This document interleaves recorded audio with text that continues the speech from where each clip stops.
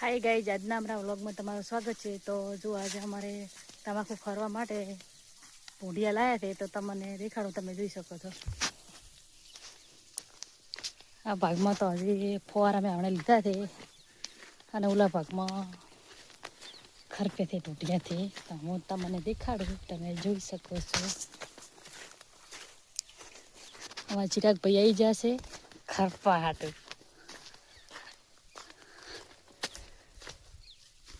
જોઈ શકો છો ફ્રેન્ડો, જેવી આગળ છે।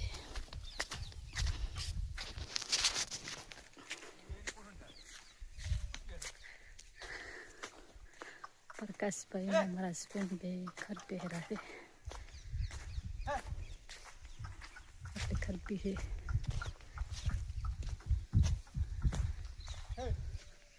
હજી એક હોય ખરપી છે।